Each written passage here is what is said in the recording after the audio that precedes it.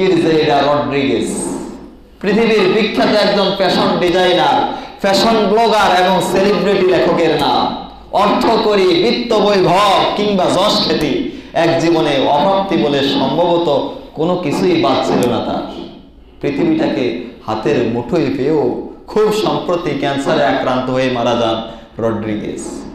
কিন্তু মৃত্যুর পূর্বে বলে যান তার শেষ কিছু অনুভূতি, আর যে অনুভূতিতে উঠে আসে কিছু টলটলে সত্য কথা। রড্রিগেজ তিনি লিখেছেন পৃথিবীর সবচেয়ে দামি ব্র্যান্ডের গাড়ি পড়ে আছে আমার গ্যারেজে, কিন্তু কি আশ্চর্য, সেই গাড়িতে আমি আর চড়তে পারছি না। নিত্য নতুন দামি সব ডিজাইনের কাপড়ে আমার ডয়ার ভর্তি, কিন্তু সেগুলো আর গায়ে তোলার মতো শক্তি আমার নাই। আমার সংগ্রহে থাকে পৃথিবীর দামি ব্র্যান্ডের জুতো, সবচেয়ে দামি ব্যাগটাই থাকে আমার দখলে, কিন্তু ভাগ্যের কি নির্মম পরিহাস, আর সেগুলো নিতান্তই অকেজো আমার ঘরে।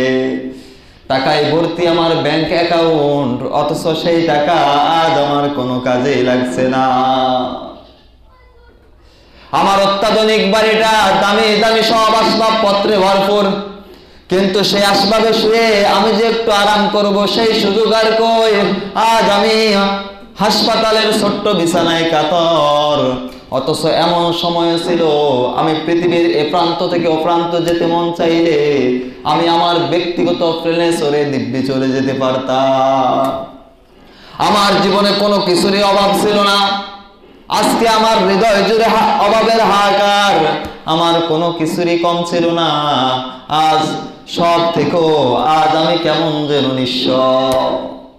রড্রিগেজ লিখেছে যে লোকটা কোটি কোটি টাকার সম্পদের মালিক ছিল, পৃথিবীর সবচেয়ে দামি ব্র্যান্ডের গাড়ি যার ছিল, আধুনিক মানের প্লেনে করে পৃথিবীর এ প্রান্ত থেকে ও প্রান্তে চলে যাইতে মন চাইলেই চলে যেতে পারতো, পৃথিবীর সবচেয়ে দামি পোশাক যিনি পরতেন, তিনি বলতেছেন আমার সব আছে, সব থেকেও আজ আমি কেমন যেন নিঃস্ব। আজ আমি চাইলে আর দামি ব্র্যান্ডের গাড়িতে চড়তে পারতেছি না, আধুনিক মানের সেই বিমানে করে আজকে পৃথিবী শশে বেড়াতে পারতেছি না।